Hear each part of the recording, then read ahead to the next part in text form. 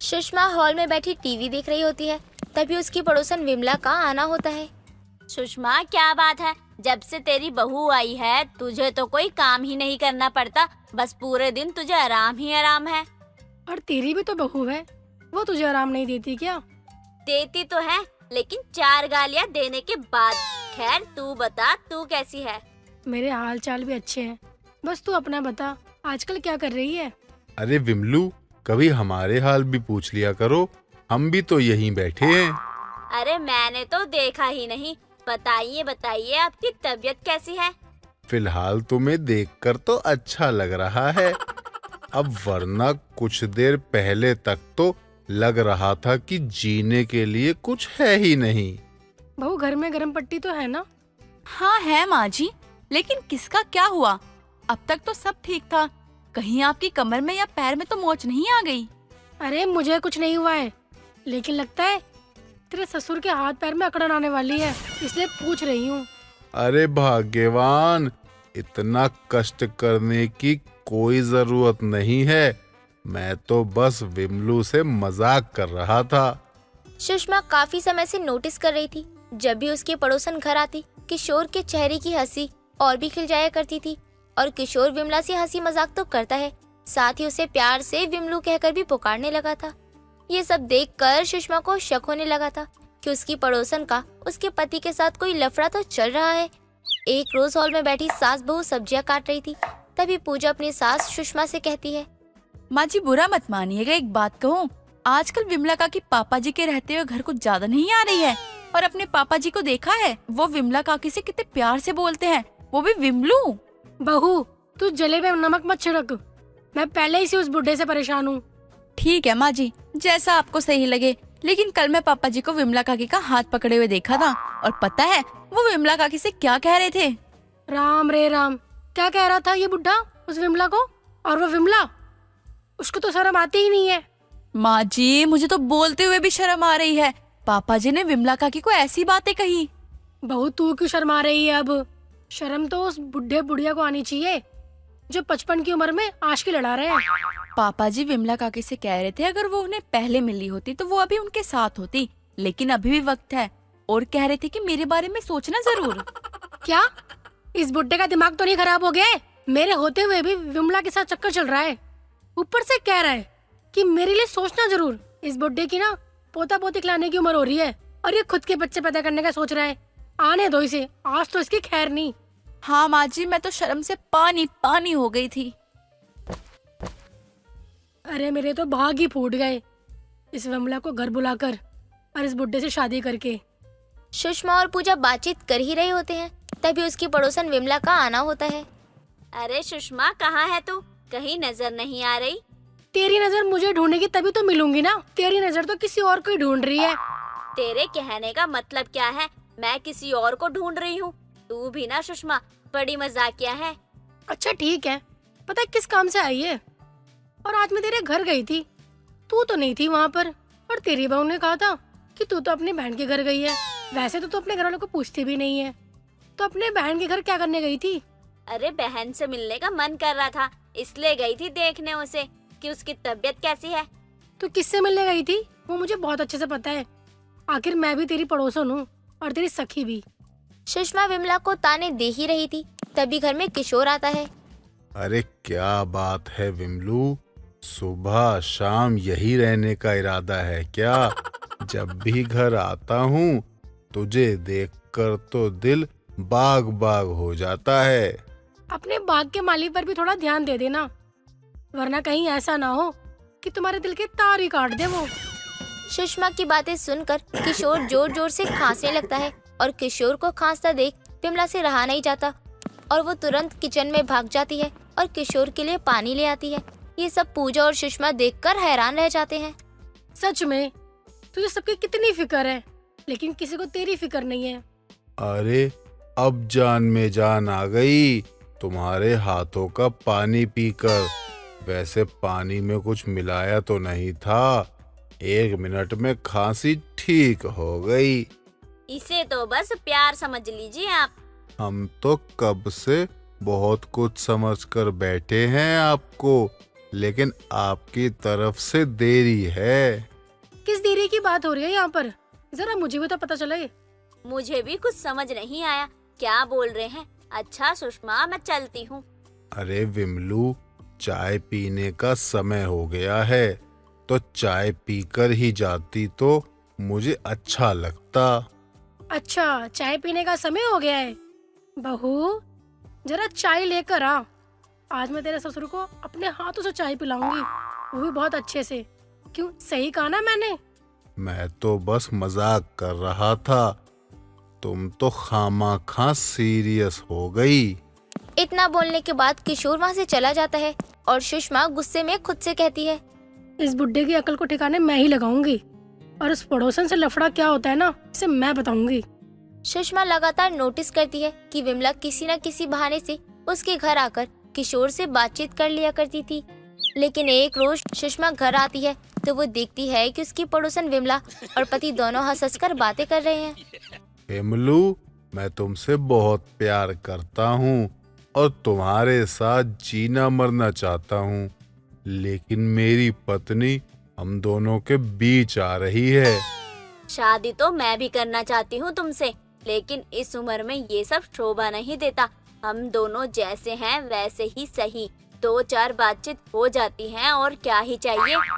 तुम एक बार हाँ कर दो बस, उसके बाद तो मैं तुम्हारे साथ जीने मरने के लिए तैयार हूँ। लेकिन ये सब करना सही नहीं। सुषमा मेरी दोस्त है, मैं उसकी नजरों में गिरना नहीं चाहती।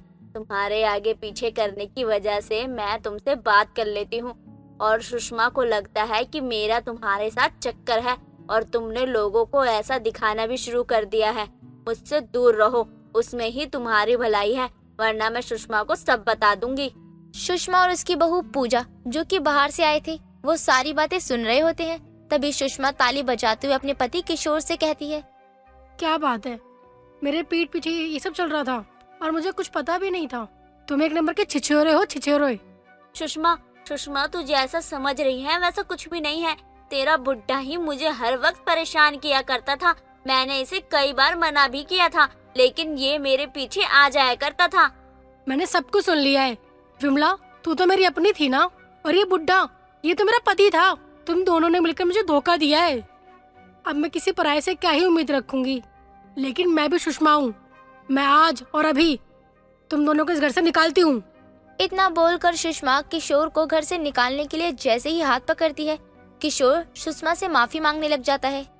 सुषमा, मुझे माफ कर दो, मैं तो बस मनोरंजन के लिए ये सब कर रहा था। वैसे भी मैं तुम्हें छोड़कर कहाँ जाऊंगा आखिर। ये सब तो करने से पहले सोचना था। अब तो मैं तुम्हें अपने घर से और अपनी जिंदगी से निकाल कर ही रहूंगी, चाहे कुछ भी हो जाए। और मैं इसकी तरफ देखूंगी भी नहीं। ये एक नंबर का छिछोरा है, छिछोरा। ये ना सिर्फ मुझे ही बल्कि सब्जी वाली, फल वाली और जो नुक्कड़ पर मोमोज का ठेला लगाती है ना, उसे तक लाइन दे रखा है इसने। ये सब औरतें इसे चप्पल मार कर जाए तब पता चलेगा इसे। नहीं, कोई माफी नहीं। तुम इस घर में रहने के लायक ही नहीं हो। तुम एक नंबर के छिछोरे हो। माँ जी माफ कर दीजिए, अगली बार पापा जी ऐसी वैसी हरकतें नहीं करेंगे, उन्हें माफ कर दीजिए।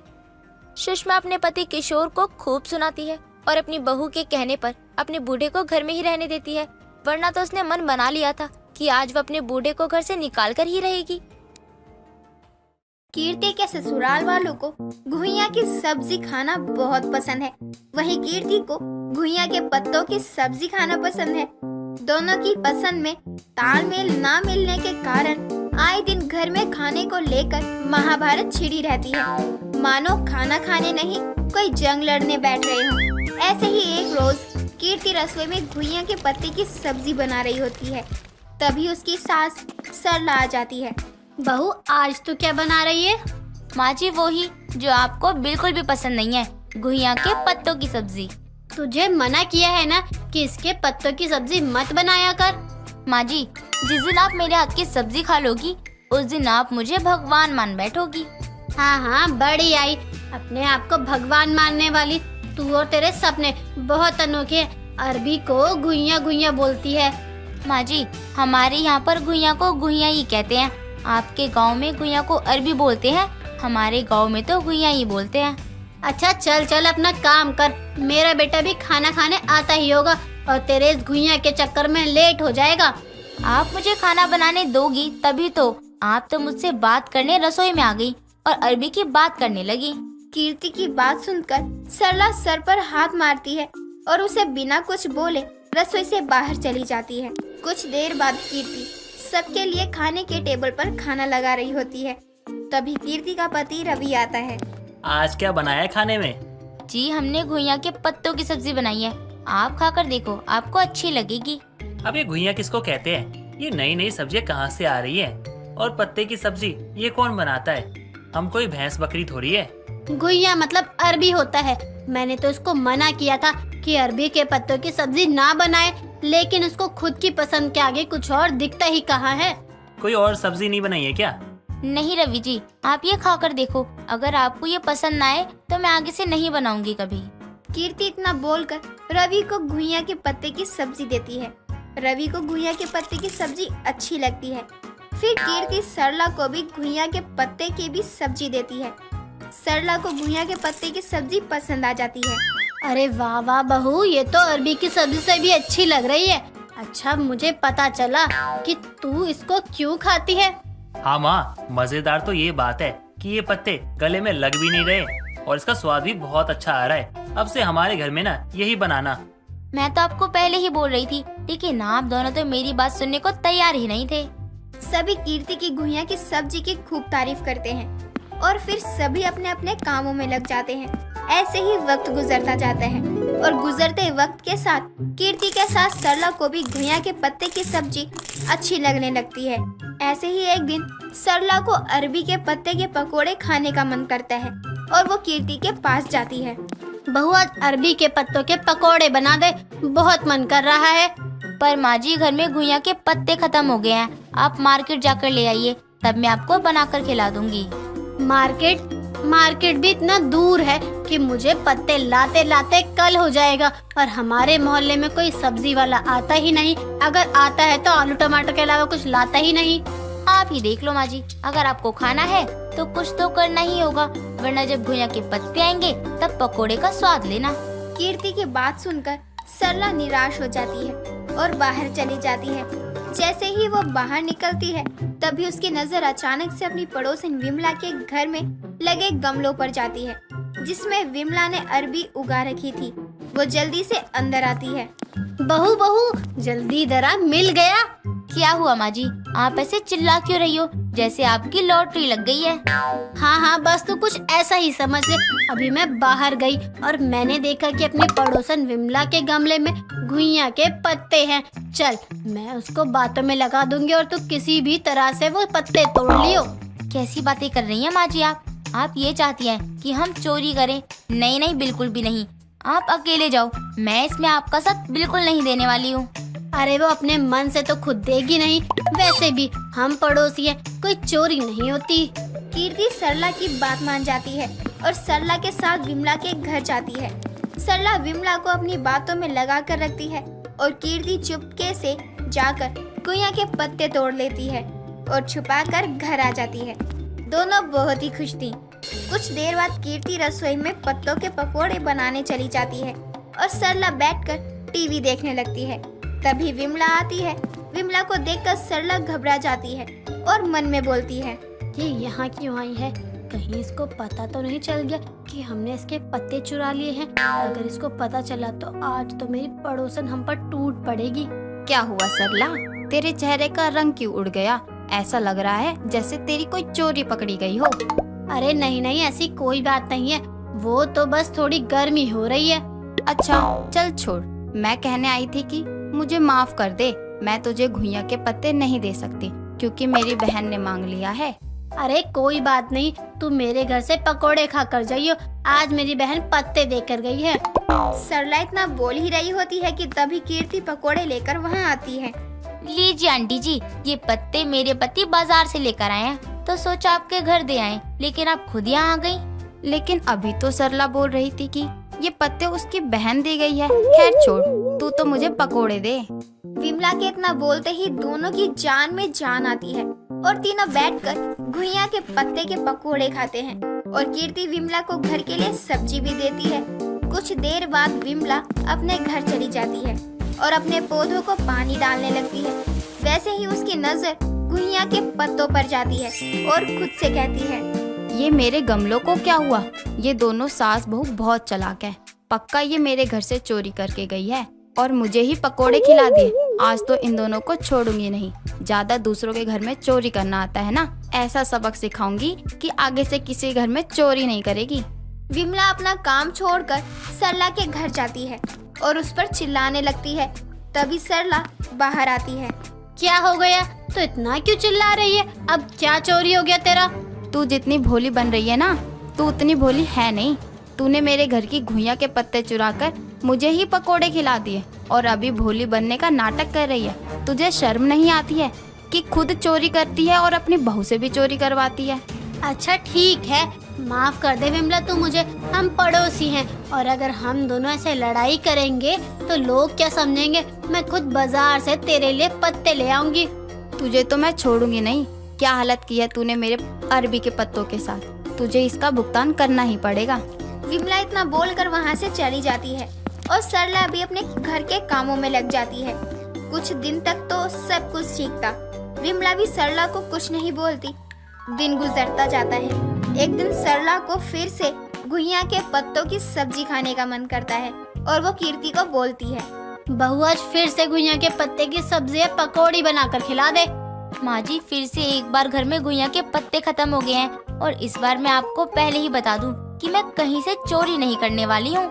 उस दिन के बाद से तो मेरी मजाल ही नहीं है कि चोरी करने चली जाऊं। वो तो विमला थी जो बस बोल कर गई। अगर कोई दूसरा होता तो अच्छे से सुना देता।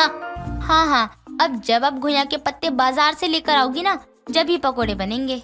सरला और कीर्ति बात कर ही रहे होते हैं कि तभी विमला हाथ में घुइयां के पत्ते के पकोड़े बनाकर लाती है और सरला और कीर्ति को खाने को बोलती है।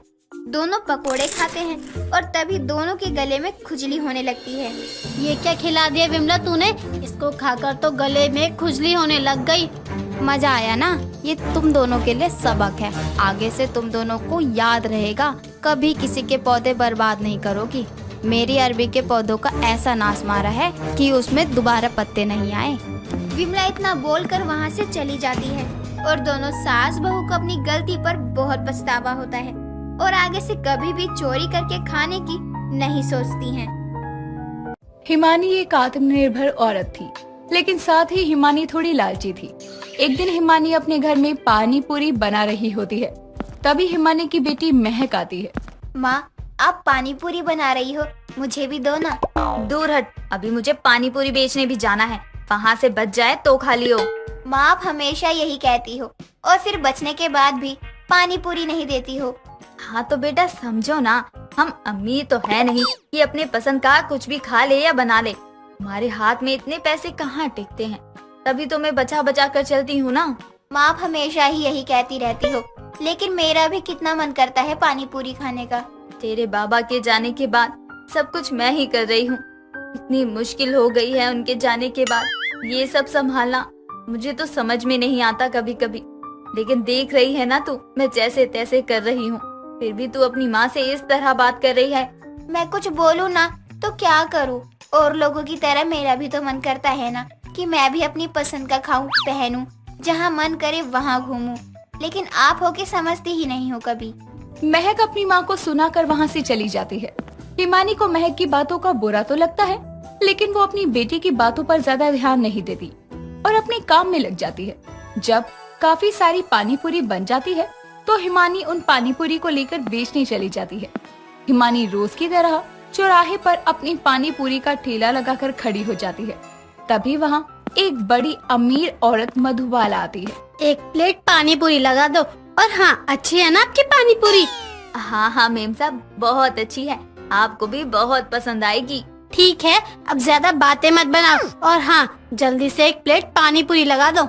हिमानी मधुबाला को पानी पूरी खिलाने लगती है। मधुबाला को पानी पूरी बहुत पसंद आती है। अरे वाह, मैंने बहुत सही जगह की पानी पूरी खाई है, लेकिन तुम्हारी पानी पूरी में तो कुछ अलग ही स्वाद है। सच में तुम्हारी पानी पूरी की तो बात ही अलग है। मेम साहब, मैंने आपको पहले ही कहा था कि आपको मेरे यहाँ की पानी पूरी पसंद ही आएगी। हाँ, सच ही कहा था तुमने। मुझे पानी पूरी बहुत पसंद है, लेकिन जैसा पानी पूरी मुझे पसंद है वैसी तो मुझे कहीं मिलती ही नहीं। लेकिन तुम्हारी पानी पूरी ठीक वैसे ही है जैसा स्वाद मुझे पसंद है। मजा आ गया खाकर। धन्यवाद मेम साहब, मुझे अच्छा लगा कि आपको मेरे यहाँ की पानी पूरी पसंद आई। अच्छा, पैसे कितने हुए तुम्हारे? 10 रुपए हो गए आपके। ये लो। मेम साहब, आपके पास छुट्टे नहीं है क्या? वो क्या है ना, मेरे पास पैसे नहीं हैं। अरे नहीं नहीं, कोई जरूरत नहीं है बाकी के पैसे देने की। वो क्या है ना, मुझे तुम्हारी पानी पूरी बहुत ज्यादा पसंद आई, इसलिए मैं बहुत खुश हूँ और तभी तुम्हें मैं 100 रुपए दे रही हूँ। आज तो चमत्कार ही हो गया। यहाँ तो 100 रुपए 10 लोगों को खिलाने पर मिलते हैं, लेकिन ये पागल औरत एक बार में ही 100 का नोट दे गई। आज का तो दिन बन गया मेरा। मधुबाला को हिमानी के यहाँ की पानी पूरी बहुत पसंद आती है, इसीलिए वो आए दिन हिमानी के ठेले पर पानी पूरी खाने आ जाया करती और हिमानी को मधुबाला से ज्यादा पैसे भी मिलते। धीरे धीरे हिमानी के ठेले पर भीड़ लगने लगती है, क्योंकि हिमानी की पानी पूरी अब और लोगों को भी पसंद आने लगी थी। लोग बड़े ही चाव से हिमानी की पानी पूरी खाया करते।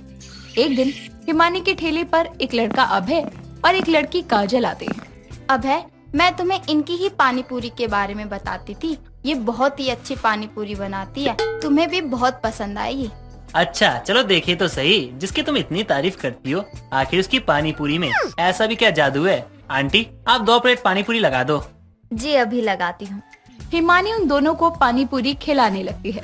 अरे वाह काजल, तुम तो बिल्कुल सही कह रही थी, इनकी पानी पूरी वाकई बहुत अच्छी है। मैं तो तुम्हें बोल ही रही थी, लेकिन तुम्हें तो मेरी बातों पर विश्वास कहाँ होता है। लेकिन अब तो पक्का यकीन हो गया। अरे आंटी, अब एक काम करो, 50 की ना पानी पूरी पैक कर दो। 50 की पैक करवा रहे हो, लेकिन इतनी सारी पानी पूरी क्यों पैक करवा रहे हो? यहीं खा लो ना। अरे मैं तो यही खाऊंगा, वो भी जी भर के। लेकिन अब सोच रहा हूँ थोड़ा घर के लिए भी पैक करवा लेता हूँ, और घर तक तो मेरा और भी मन हो जाएगा खाने का, तो थोड़ा बहुत मैं भी खा लूंगा। अच्छा चलो ठीक है। आंटी, कितने पैसे हो गए? जी आपके 150 रुपए हो गए। 150 रुपए? लेकिन आंटी, हमने तो इतनी पानी पूरी खाई भी नहीं है, और मेरे दोस्त ने तो बस 50 की ही खाई है, फिर 150 कैसे हो गए? मेरा तो कोई पहले का उधार भी नहीं है। मैडम जी, वो क्या है ना, महंगाई थोड़ी बढ़ गई है और इस जगह पर खड़े होने के लिए भी किराया देना पड़ता है। अब किसी के घर के आगे मैं पानी पूरी बेचूंगी तो किराया लगेगा ही ना। वो सब तो ठीक है, लेकिन आप हमसे कुछ ज्यादा ही पैसे नहीं मांग रही हो? 150 रुपए बहुत ज्यादा होते हैं। आप बड़े लोगों के लिए कहाँ ज्यादा कम होता है कुछ। और साहब, आप बड़ी दुकानों में तो बिना सोचे समझे पैसे देते हो, लेकिन यहाँ मेरी मेहनत के लिए आपको ये ज्यादा लग रहा है। अरे लेकिन ज्यादा है तो। रहने दो अभय, पानी पूरी क्या बिकने लग गई है? भाव भी बढ़ गए इनके। ये लो आपके पैसे, चलो अभय यहाँ से। इतना कहकर वो दोनों वहाँ से चले जाते हैं। जैसे जैसे हिमानी की पानी पूरी का काम अच्छा चल रहा था, वैसे वैसे उसमें एक घमंड आता जा रहा था और वो अपनी पानी पूरी के दाम बढ़ा रही थी। पानी पूरी की गिनती कम करती जा रही थी। एक दिन हिमानी खारे पानी से ही पानी पूरी का पानी तैयार कर रही थी और यही हिमानी की बेटी महक देख लेती है। माँ, आपका ध्यान कहाँ है? आप पानी पूरी के पानी में खारा पानी डाल रही हो। इसे तो पानी पूरी का पानी बेस्वाद बनेगा। थोड़ा ध्यान से करो ना माँ। तुम मुझे मत सिखा कि मैं क्या कर रही हूँ, मुझे अच्छे से पता है। अरे पानी पूरी का पानी बनाने के लिए मुझे खरीद के अलग से पानी लाना पड़ता है, वो बहुत महंगा पड़ जाता है, तो इससे तो अच्छा यही है। माँ, ये क्या कह रही हो? आपके हाथों की पानी पूरी कितनी पसंद है लोगों को। फेमस है आपकी हाथ की पानी पूरी। और आप ऐसे बेईमानी मत करो अपने काम में, लोगों को अच्छा नहीं लगेगा ये बिल्कुल भी। लोगों की जीभ को मेरे हाथों की पानी पूरी का स्वाद लग चुका है, इसलिए उन्हें अब कैसा भी खिला दो समझ नहीं आएगा, और ऐसा करने से हमारा ही फायदा होगा। लेकिन माँ, ये आप सही नहीं कर रही हो बिल्कुल भी। तेरी माँ हूँ मैं, तुझसे ज्यादा तजुर्बा है मुझे, तू मुझे मत सिखा। मैं जो भी कर रही हूँ वो ठीक कर रही हूँ। हिमानी अपनी बेटी को डांट कर वहाँ से भगा देती है। हिमानी का लालच इतना बढ़ता जा रहा था कि अब उसकी आंखों पर लालच की पट्टी बन चुकी थी और वो पानी पूरी के स्वाद में भी बदलाव करने लगी थी। खारे पानी से पानी पूरी बनाकर बेचने के लिए वो निकल जाती है। हिमानी पानी पूरी बेचने के लिए वहीं खड़ी होती है और बहुत ज्यादा दाम और कम पानी पूरी होने की वजह से पहले से ही ज्यादा अब वहाँ कोई नहीं आ रहा था। लेकिन कुछ देर बाद मधुबाला फिर से आती है। अरे हिमानी, जरा एक प्लेट मस्त तीखी पानी पूरी लगा दो। रुकिए मैडम, मैं अभी आपके लिए पानी पूरी लगाती हूँ। हिमानी मधुबाला को पानी पूरी खिलाने लगती है। जैसे ही मधुबाला पहली पानी पूरी खाती है तो उसे वो पानी पूरी बहुत ही खराब लगती है और वो पानी पूरी वहीं फेंकती है। छी, ये क्या है? इतनी गंदी पानी पूरी। नहीं मैडम जी, मैंने तो वैसे ही बनाई है जैसे पहले बनाई थी। तुम झूठ मत बोलो, थोड़ा बहुत स्वाद बदलता तो पता चल जाता, लेकिन यहाँ तो पूरी पानी पूरी ही जैसे बदल गई। तुमने पक्का लालच में आकर ये सब किया है। मैडम जी माफ कर दो, मैं अगली बार से ध्यान रखूंगी। अब ना ही मुझे तुम्हारे यहाँ की पानी पूरी खानी है और ना ही पसंद आई। अब हिमानी मधुबाला के आगे अपनी गलती की माफी मांगती रही, लेकिन अच्छा खासा काम हिमानी की लालच की वजह से खराब हो जाता है।